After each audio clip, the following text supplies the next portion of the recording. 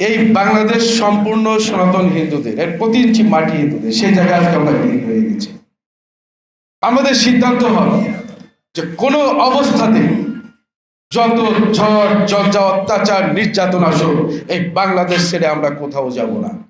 যদি এই ডিসিশন আপনারা নিতে পারেন, তাহলে এই বাংলার মাটিতে সনাতন হিন্দুদের রাজনীতি করার সুযোগ সৃষ্টি হবে। আমি বাংলাদেশে অন্য একটা সংগঠনের মহাসচিব, বিশ্ব হিন্দু হিসেবে আমি ডিসেম্বরে নেপালে গিয়েছিলাম। ওখানে আমার বিশ্ব হিন্দু নেতৃবৃন্দের সঙ্গে যখন কথা হয়, ওরা বলছি আমাকে যে বাংলাদেশ সম্পর্কে আপনাদের চিন্তা কি। আমরা বলেছি যে ভারত এবং নেপাল যারা শুধু আমাদের নৈতিক সমর্থন ছাড়া অন্য কোনো সমর্থন যদি আপনারা না দেন, তাহলে বাংলাদেশের হিন্দুরা মাথা উঁচু করে দাঁড়াবে।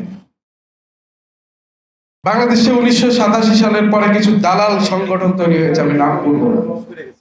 এই দালাল সংগঠনগুলো ছিল কয়েকটি সরকারের পেইড, যারা 1 লাখ 1.5 লাখ টাকা মাসে বেতন পেতেন।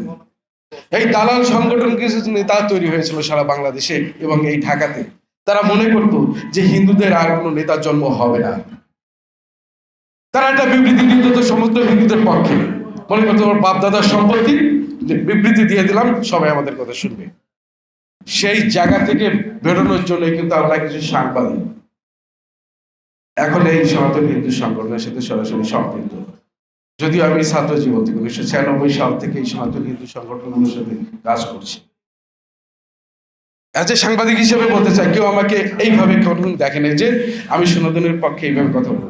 এই প্রেস ক্লাবে দাঁড়িয়ে যারা আমাদের সহকর্মী আছে তারাও মনে করে না, ঢাকা রিপোর্টার্স, যেখানে আমার সবচেয়ে বড় নেতৃত্ব, সেখানে ওরকম মনে করে না। হঠাৎ করে সনাতনীদের পক্ষে যখন কথা বলা শুরু করলাম, তখন মনে কি ব্যাপার, শ্যামল কান্তি নাকদে একেবারে কমিউনাল হয়ে গেছে। আমি বললাম আপনারা দেখুন, যখন আমাদের এই যে পৈতৃক সম্পত্তিতে কন্যার অধিকার নিয়ে একটা আন্দোলন আমরা করেছিলাম, মামলা হয়েছে, কিছু দালাল সংগঠনের কর্মীরা আর কিছু বাংলাদেশের এলিট দালাল, যারা হিন্দু না, হয় তার স্ত্রী পুত্র সন্তান মুসলমান, অথবা কেউ কেউ মুসলিম বিয়ে করে মুসলমান হয়ে গেছে, তারা এটার বিরোধিতা করবে। ওই জায়গা থেকে আমরা নেতৃত্বে এসেছি। আমরা সুমনদার মতো যারা কিছু, আমরা নেতৃত্ব তৈরি করতে চাই। এই জন্য আমি শুধু বলবো যে আপনাদের নেতৃত্বে আসতে হবে। আর এমপি মন্ত্রী যারা আগে ছিল, সংসদে কিভাবে কথা বলছেন, কারা কিভাবে কথা বলছেন, অনেক সময় আমার 2 মিনিট সময় মনে হয় প্রায় শেষ হয়ে গেছে। তা আমি শুধু একটি কথাই বলতে চাই যে এই বাংলাদেশে এই নতুন করে যে সংগঠনটির একটা নিবন্ধন দিয়েছে, সেই নিবন্ধনটা হচ্ছে বাংলাদেশ মাইনরিটি জনতা পার্টি। আমি দৃঢ়ভাবে একটা জিনিসকে এখন অপছন্দ করি, খ্রিস্টানরা কোনোদিনও হিন্দুদের পক্ষে কথা বলবে না। এই মবের সময় কিছু খ্রিস্টান নেতা বলছে বাংলাদেশে হিন্দুদের উপর ওইভাবে নির্যাতন হয়নি। বুদ্ধদের আপনারা পাশে পাবেন না। অতএব হিন্দু, বুদ্ধ, খ্রিস্টান এইসব শব্দগুলো বাইর দিয়ে একদম সনাতনীতে আসুন। আমাদের এই সনাতন পার্টি যেন সেইভাবে সনাতন হিন্দুদের জন্য তৈরি হয়, আমরা এটার জন্য লড়বো।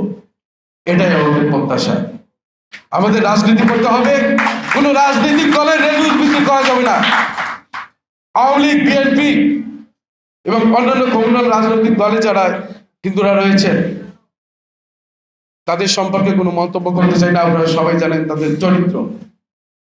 এই কারণে আমাদের বাংলাদেশে নিখাত একটা সনাতন পার্টি দরকার, যেখান থেকে আমরা প্রতিনিধিত্ব করব।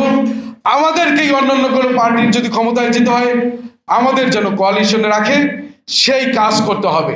যতদিন আমরা মাথা উঁচু করে দাঁড়াতে না পারবো, যতদিন আমরা সরকারে যেতে না পারবো, ততদিন যেন তারা আমাদেরকে হিসেবে নেয়, সেই চিন্তা করে বাংলাদেশ সনাতন পার্টিকে আমরা এগিয়ে নেব।